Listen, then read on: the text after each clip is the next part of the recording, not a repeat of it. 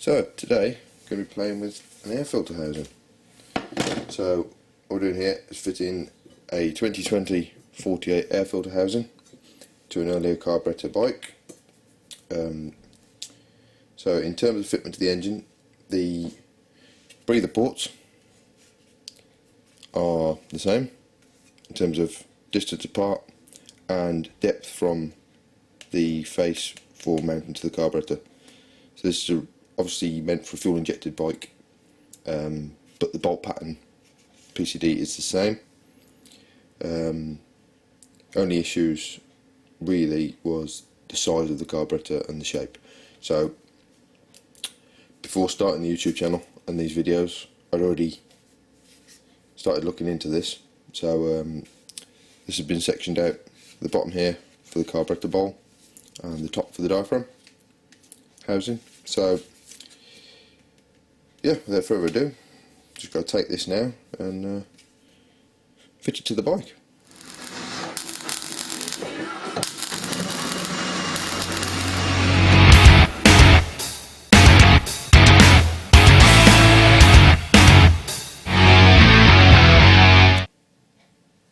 So hopefully you can see that. So first of all, just to demonstrate the rear plastic housing of the air filter assembly, you can see that now fits. Obviously I had to make some clearance here for the diaphragm and the carburettor bowl.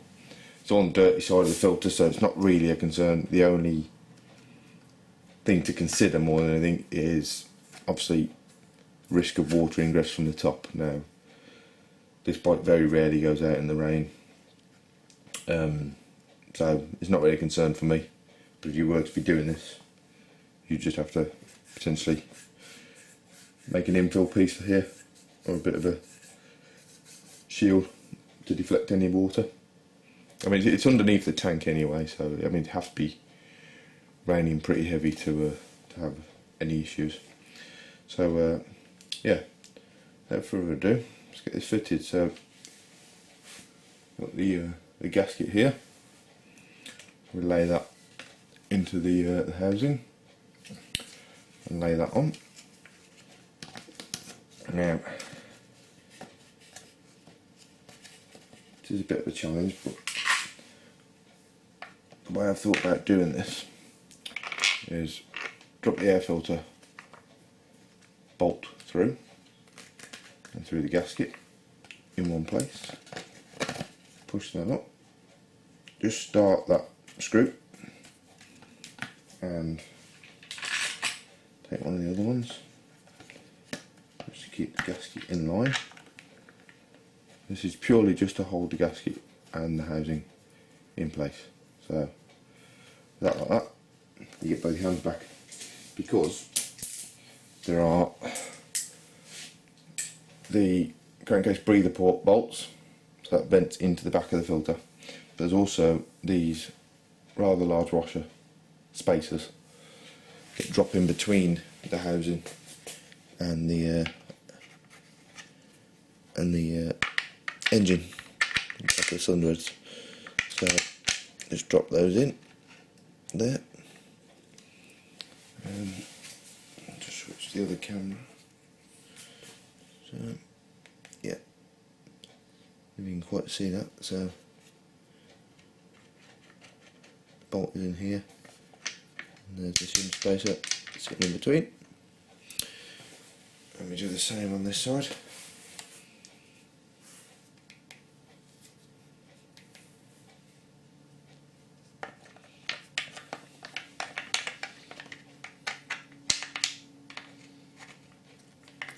Excuse me, terrible filming.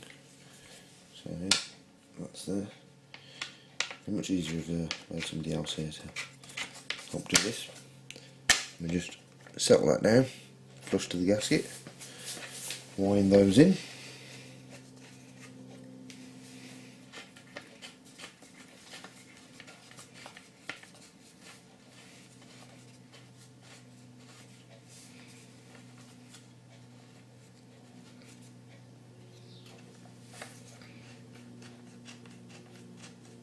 do them finger tight.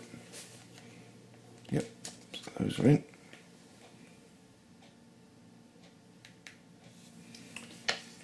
So both of those are in, and you can see the spacer there. I can get that to move so you get a bit more apparent. So there's the spacer and the bolt. And they are as tight as I'll be able with my hands.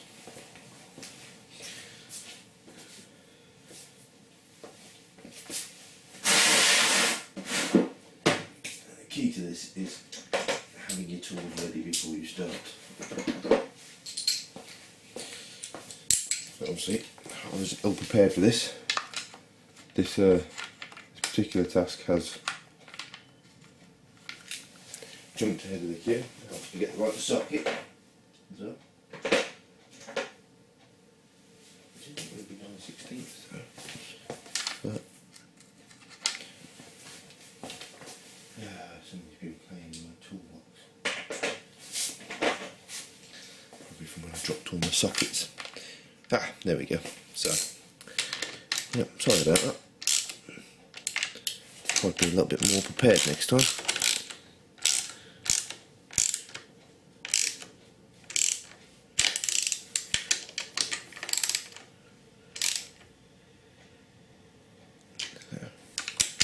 Just get them nice and snug. They have to be overly tight because it's only an air filter housing. Nothing major, but that should now hold the gasket in place, like so.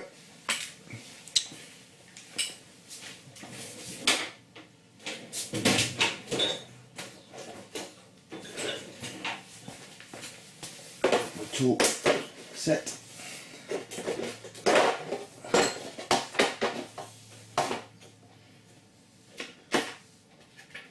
I am waiting for a GoPro to arrive, which should make this a bit nicer to film and demonstrate in future. But so there's a plan to paint a tank for my dad's Ducati Monster tomorrow in the workshop. Today being Saturday, depending on when this this video goes out. So I need to clear this space of where the Harley and the BSA are in order to drop some polythene sheet in, stop the overspray covering everything. So yes, 3 bolts now, straight in, like so. And just tip them flush first. Ease this filter down, just a bit of a rock, just make sure that it's bedded onto those breather bolts. And one of those. So, and it should snug in quite nice. They're quite a good fit, these Harley filters. I've seen some pattern part ones before where they're quite weak, and as you do these up they tend to collapse in the centre. You don't want these mega tight, but you also don't want it rattling loose, because if these come out you'll lose your cover as well. So, form a part of the process, get the appropriate Allen key.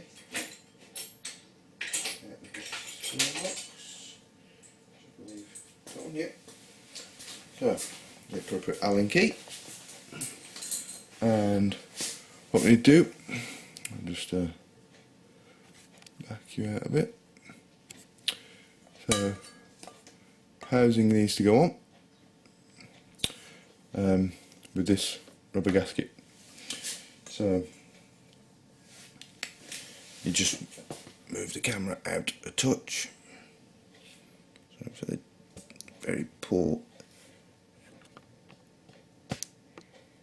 camera control. So yeah, so one cover housing, reasonably good nick. Obviously it'll need cleaning once it's fitted. We just a bit difficult. We're filming, but this rubber gasket just lays in place like so. On that edge there. So yeah, as I was saying, I need to clear a decent amount of space to be able to paint this tank. We're going to film that as well. He doesn't know that yet. So yeah, this we just bring you in a bit closer. A bit aggressive, but you know. So let me just drop this on. Line the bottom up because it has to go around there. Push that, and that's in place.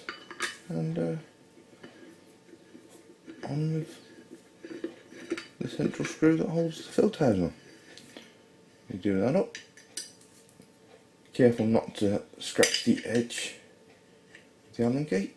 So this doesn't need to be mega tight, but just enough. Push that gasket. Obviously you don't want it turning or that nature. I'm just nipping the copper with a cloth. The rapid detailer, and that quick spray over like so, like that. Let that go off. Find a dry portion of the cloth with no debris on it. A quick clean, like so. That's like that, I think. And yeah, all told, that is one later spec air filter housing. Now fitted to the 53C.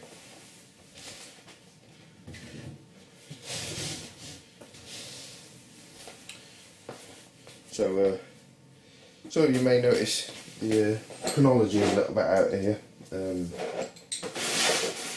There is a video that I'm currently editing for the fitting of the advanced alarm system. As with most things on this bike, it seems parts designed to fit the rubber mounted machine are significantly cheaper. Whether it's because there's more of them around or what, I'm not quite sure. But yes, the advanced alarm system I'm fitting is from a later bike. I'm dropping onto this. So I'm in the throes of doing that at the same time. But I thought I'd get this one done, get the parts off the bench, and kind of, yeah, get just one step closer. But the Vance & Hines video will be coming out probably after this one. Obviously you'll see me take my exhaust off and the old exhaust off and whatever else. Yeah, hopefully that was helpful. If any of you have been thinking about doing those sorts of mods, the later stuff I think is neater. I know a lot of people are junking that off of their new Sportsters for tornado air filters and stuff from RLS, the big sucker and that sort of thing, which, don't get me wrong, look great, but this bike's got to do some miles, and yeah, the balance between form and function. But yeah, hopefully that was helpful.